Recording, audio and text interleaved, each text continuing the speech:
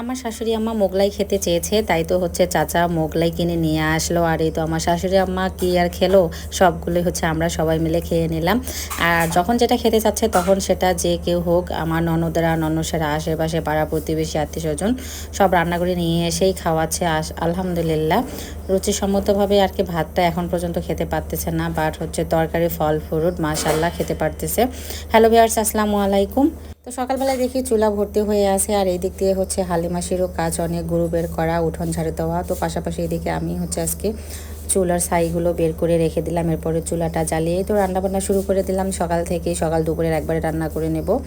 তো প্রথমে হচ্ছে আগে গতকালকের যে তরকারিগুলো ছিল ওগুলো একটা একটা করে গরম করে নিলাম। এরপরে চা বানিয়ে নিয়ে চা সবাই মিলে খাওয়ার পরে হচ্ছে মূলা শাক ভাজি করে নিলাম। মূলা শাক ভাজিটা কিন্তু গরম গরম গরম ভাতের সঙ্গে খেতে ভালো লাগে, আর সঙ্গে যদি থাকে একটা শুকনো মরিচ আর কাঁচা মরিচ, আর সঙ্গে হচ্ছে একটু ছোট মাছেরও চচ্চড়ি করে নিলাম। যেহেতু গতকালকের অনেক তরকারি রয়ে গেছে তাই আর বেশি কিছু রান্না করলাম না, দিনের বেলা ওগুলো দিয়েই হচ্ছে আজকে চালিয়ে দিলাম।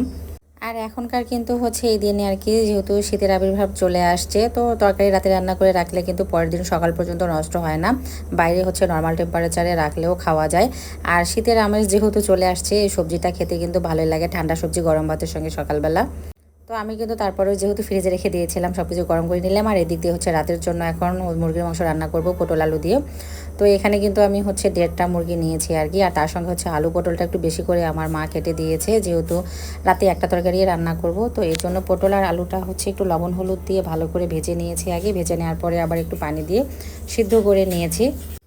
এখনকার আলুগুলো যেহেতু সিদ্ধ হতেই চায় না, তাই পটল আর আলুটা আগে সিদ্ধ করে নেওয়ার পরে হচ্ছে এই তো মশলাগুলো সব কষিয়ে নিয়ে পেঁয়াজটা আগে লাল লাল করে ভেজে নিয়ে এখানে একটু কাঁচামরিচও কিন্তু সঙ্গে দিয়েছি, তার সঙ্গে আদা বাটা রসুন বাটা স্বাদ মতো লবণ গরম মশলা হলুদের গুঁড়ো মরিচের গুঁড়ো সবগুলো মশলা কষিয়ে একটু পানি দিয়ে আর কি সিদ্ধ করে নেওয়ার পরে হচ্ছে এই তো মুরগির মাংসগুলো ওখানে দিয়ে দিলাম। মুরগির মাংসগুলো একসঙ্গে সবগুলো ভালোভাবে কিছুক্ষণ সময় ধরে একটু কষিয়ে নিয়েছি। মুরগির মাংসটা যত বেশি কষাবেন তত খেতে কিন্তু ভালো লাগে, আর কম কষানো হলে কিন্তু ভালো লাগে না।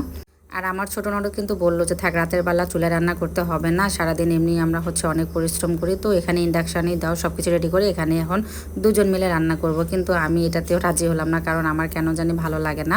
যেহেতু এখন বাসায় বেশি মানুষ, তাই বেশি তরকারি আর কি পরিমাণে রান্না করতে হয়, তাই আমার মাটির চুলায় এই কড়াইয়ে রান্না করতেই কিন্তু বেশি ভালো লাগে। আর এদিক দিয়ে আপনাদের ভাই হচ্ছে আসার সময় কাঁচা বাজার আর সঙ্গে কিছু শুকনো খাবার নিয়ে আসলো, তো এগুলোই হচ্ছে এখন একটা একটা করে গুছায় রেখে দিচ্ছি, কারণ বাচ্চারা কিন্তু ঝোল খেতেই পছন্দ করে। তো আজকের ভিডিওটা এই পর্যন্তই। আপনাদের কাছে কেমন লাগলো অবশ্যই কমেন্টসে জানাবেন। যারা নতুন নতুন অডিয়েন্স আমার ভিডিওটা দেখতেছেন তারা অবশ্যই একটু ফলো দিয়ে পাশে থাকবেন।